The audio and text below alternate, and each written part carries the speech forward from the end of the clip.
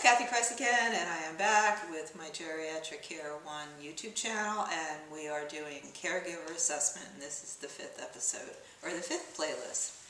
So here's what it takes to do a caregiver assessment, and you can go back to the other 4 about why you should do it and how it helps the caregiver.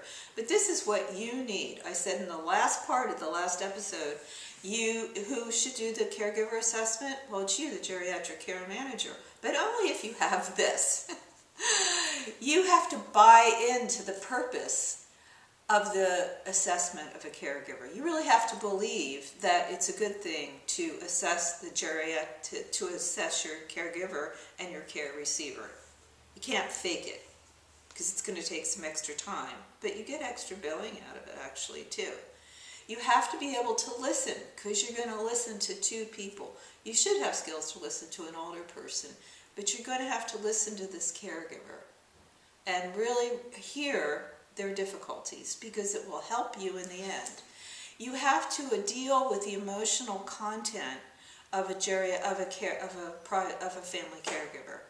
You have to listen to their problems. They're very separate than the care receiver, but at the same time they're so integrally linked.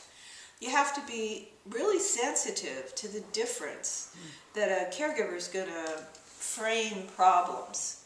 The older person usually doesn't have children. The older person to take care of too. The older person usually doesn't have husbands, or if it's a daughter.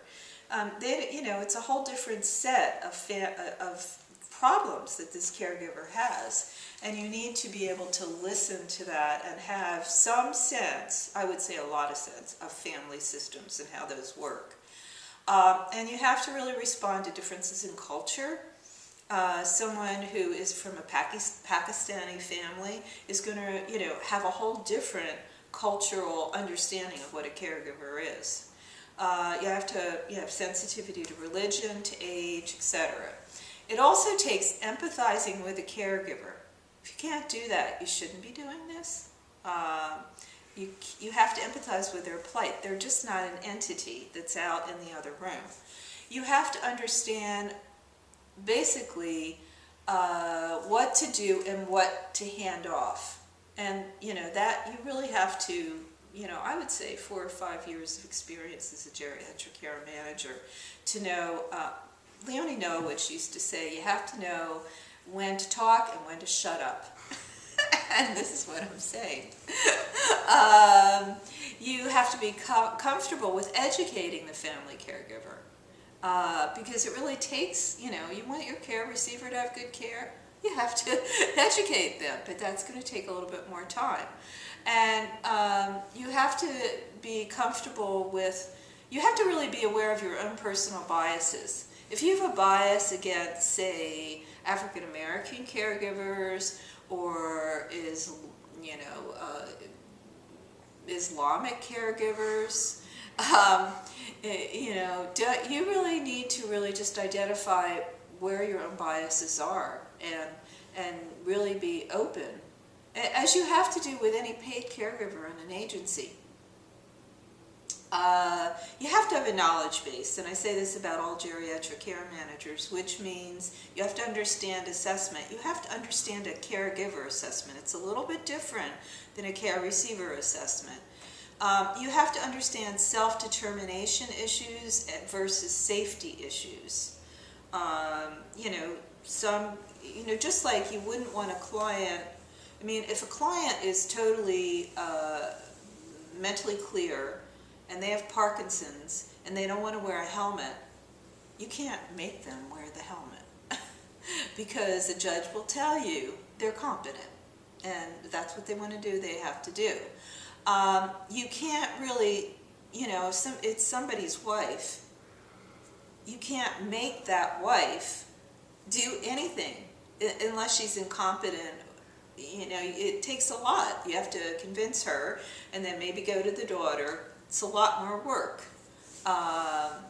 You have to understand mental health, all the things you need to do in aging. Mental health, aging, lifespan, developmental issues. Just don't do this if you're a real geriatric care manager, you got to know this stuff. And you really, and I've said this before, you have to understand family systems. because the caregiver is usually married or a daughter of the care receiver, and there's all sorts of dynamics about that. You might have a care receiver that really doesn't like their father, but they feel that they have to, etc., etc. You have to understand conflict negotiations because there's going to be a lot of conflicts.